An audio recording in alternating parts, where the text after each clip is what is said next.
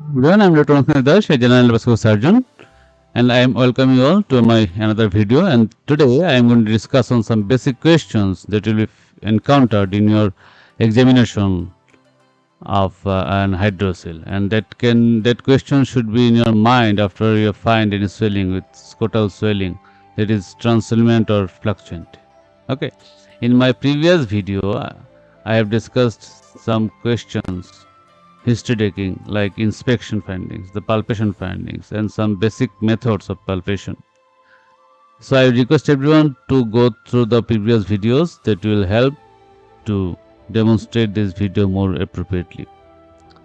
And regarding the front page picture, that is picture is showing a platform, and that was the first celebration of the first anniversary of platform, and that was in the 2014 actually, because the platform was established in 2013, and I am very much proud to be an establishment member of this platform.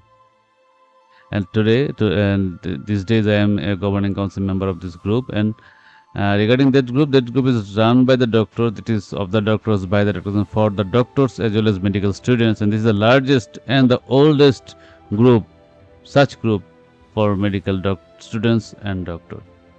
So I wish my subscriber viewers will hope for this platform as well. So let's start our today's journey, and I would request everyone to watch this video properly, and as well as like and comment in comment section and subscribe my channel. Okay, so this disclaimer as usual and this warning shows. So you have examined your patient properly, and after your examination you have asked this patient and helped this patient to dress again, as well as you have thanked this patient. After thanking, you will look towards your teacher and you will make an eye-to-eye contact, and that will give you more confidence.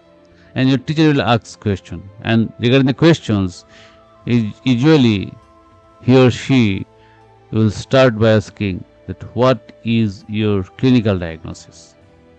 So your clinical patient may be different from my patient, so it may be different. For discussion, I have suited this diagnosis like my diagnosis is right-sided vaginal hydrocele. So your patient may be left-sided vaginal hydrocele or something, or any other variety of hydrocele. Okay. The next question will be, these are paid question. This why you are saying this is hydrocele. So you will tell that sir, the swelling is slowly growing and it is scrotal swelling. And I found that there is no visual impulse of coughing, and there is get of the swelling is possible, or I can get above the swelling. Then the fluctuation test is positive, as well as the swelling is brilliantly translucent. That's why I am saying that is a hydrocele. Okay. Then the usual question, what will you do now? So you will say this, sir, or he may ask that do you need to investigate the patient to diagnose this case? Actually, the hydrocele is also a clinical diagnosis. If you find it is brilliant translucent, there is no need of any ultrasound or something. Or even if you find this dubious, your findings is dubious, you are not certain that it is primary or secondary, or you need to know that it can be secondary hydrocele, then you may ask for ultrasonogram of scrotum and testis. Okay. Then your teacher will, okay, your diagnosis is confirmed, now what will you do? So you will tell the sir, I will counsel the patient for surgery, and I will tell details about his diagnosis and his available options of treatment and complications of surgery. And I will also request him some anesthesia fitness investigations like complete blood count, random blood sugar, or ECG or chest X-ray, and viral markers as well, and even RME. Okay. Then you will ask that why you will prefer this surgery. So actually, hydrocele doesn't have any conservative management. Previously, aspiration of the fluid was tried, but that is bothersome, cumbersome, and now it is not advised at all. Nowadays, surgery is the treatment option. Why we will go for the surgery? First of all, that swelling is cosmetically not sound. Patient will feel discomfort. Okay, huge swelling, that is discomfort for his familial life as well as social life. And that swelling will make that testicles or scrotum more prone to trauma. Okay, as well as there are some complications of hydrocele as well, like the trauma can lead to hematocele, and if it becomes long standing, that may lead to atrophy of the testis. Okay, and if that is bilateral, that can lead to bilateral atrophy, which may lead to sterility. Okay, actually. And there may be a hernia of hydrocele sac. In long standing and huge hydrocele cases, sac can herniate through the dartos muscle, which will lead to hernia of hydrocele sac. Though rare, but it can occur. Okay, and then maybe after trauma, hematocele, there can be past accumulation that may lead to the pyocele also. Okay, so these are complications of hydrocele. To prevent these complications, we will ask this patient to go for the surgery. Then, what surgery will you do? Before that, what anesthesia will apply? So, that surgery is done under subarachnoid blockade. No need of any general anesthesia. That subarachnoid blockade is enough. And what surgery? There are two surgery, but commonly done is we just want to evert the sac. That is called Jebulis procedure. Another one is plication, Lord's plication. So mostly done is Jebulis procedure. So you will incise and evert. Or if the sac is very long standing and very large sac, we will need to excise also. So the treatment will depend on the size of the sac. If the size is small, sac of size is small, then we just incise and evert. And if the sac size is very large, then we excise the sac as well as evert the sac. Okay. So you may ask that what is incision? Okay, incision. What anesthesia? We tell the anesthesia is spinal anesthesia. After giving spinal anesthesia, we will incise. Where the incision will be there? Like this. That is the scrotum. Okay, and there is the testicle filled with the hydrocele fluid. Okay, and there is the median raphe, and there is the right-sided testicle. So hydrocele is here. Okay, so this is median raphe. So we will give a parallel incision in the median raphe, parallel to the median raphe or paramedian raphe incision. Okay, that is the incision line. Okay, you will tell that. So we will give incise parallel to the median raphe. Okay, on that side. This is the incision. And what layers, actually commonly asked, what layers will be cut? First of all, the skin, the scrotum doesn't have any subcutaneous layer and it is replaced by the dartos muscle. So that is the dartos muscle second layer. Then the layers of the scrotum like external spermatic fascia, cremasteric fascia, internal spermatic fascia. Then there will be layers of the scrotum, testis, and the external layers will only be cut. And that is the tunica vaginalis, that the fluid accumulates in the tunica vaginalis. So we will expose up to that tunica vaginalis. No need to go further. Clear? Okay. So there is the layers we usually cut in Jebulis procedure. Okay. Now what complications may occur following surgery? So in such case we usually answer that the complication may be related to the anesthesia, like if we are giving spinal anesthesia, there may be post-spinal hypotension as well as post-spinal headache, and as well that surgery-related complications which can be immediate.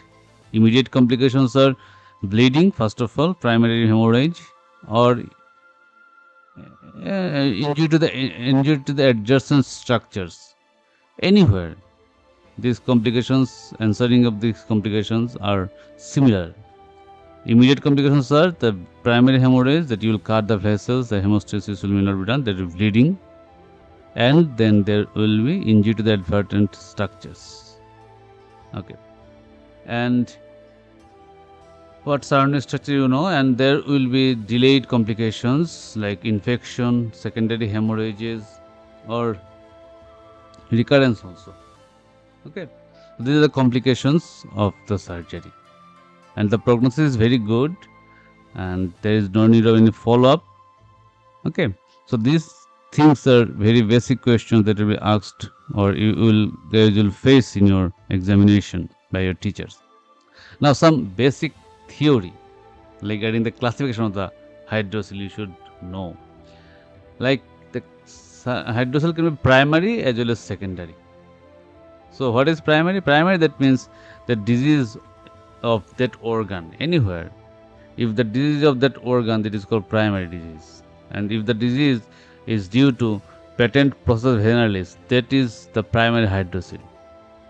But if that hydrocele or accumulation of fluid occurs secondary to any other cause, like inflammation of the testicles, like acute epidermolysis, in inflammation there is fluid accumulation, and that fluid accumulation will lead to the hydrocele. So that hydrocele will be secondary to the acute epidermolysis. So that is secondary hydrocele. The other causes can be testicular tumor also. Okay, the secondary hydrocele is secondary to any other cause. Primary hydrocele is due to the pathogenesis of that organ itself. So you need to differentiate that primary versus secondary clinically. That means that patient the hydrocele will be very large in case of primary hydrocele, and it will be smaller in case of secondary hydrocele. Size is 1. The hydrocele will be small in secondary hydrocele. Okay. As the swelling is very large in primary hydrocele, the swelling or skin will be tense. Okay. And in case of secondary hydrocele, that will be lax. Skin will be lax. Okay.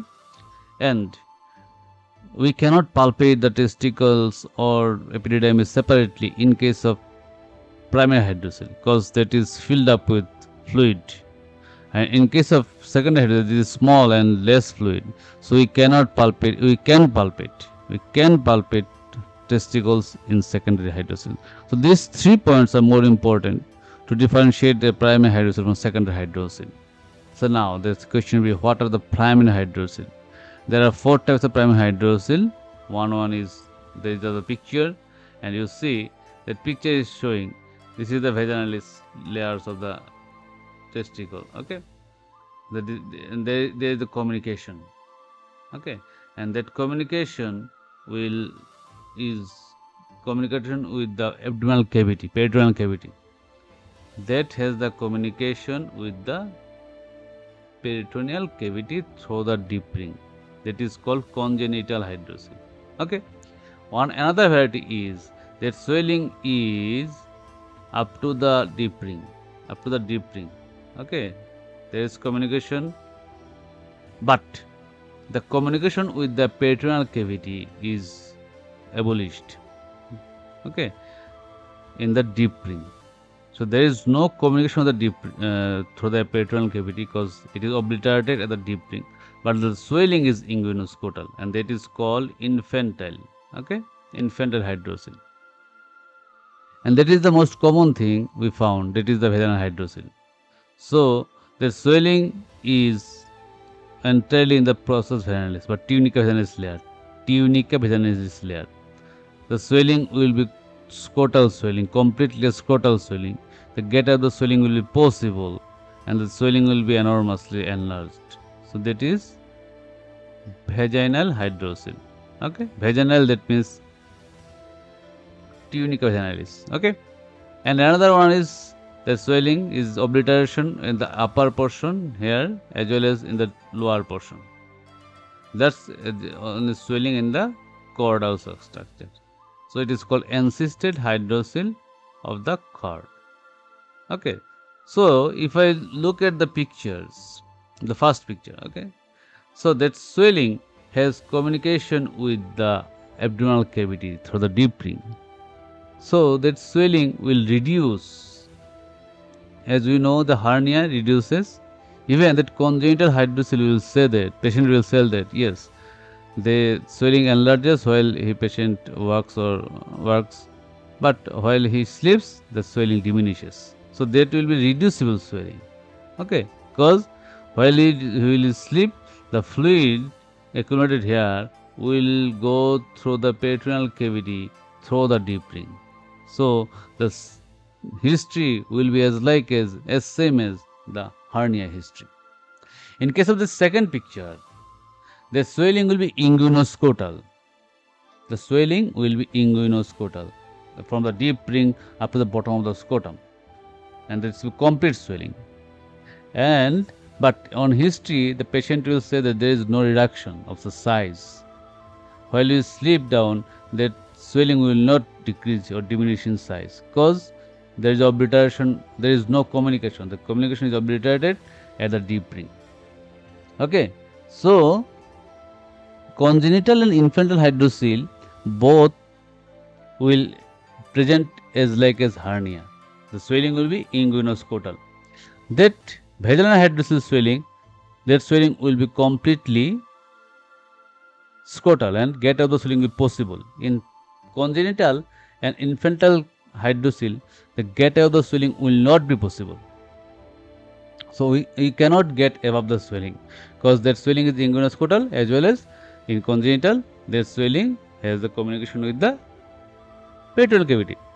And in the case of ancestor hydrocele of the cord, we will feel that we can get out the swelling, and the swelling is small, and that is separately palpable. Testis is also separately palpable here. Okay, so in out of these four, in that ancestor hydrocele only, we can palpate the testicles separately. Other three we cannot palpate separately. Okay, so not all primary hydrocele, that testicles are not palpable. The ancestor hydrocele cord, we can palpate testis separately, though it is a primary hydrocele. I think that is clear. Now, there are some questions. The which hydrocele reduces on lying? I think I have described everything, so you will answer these questions in your comment section.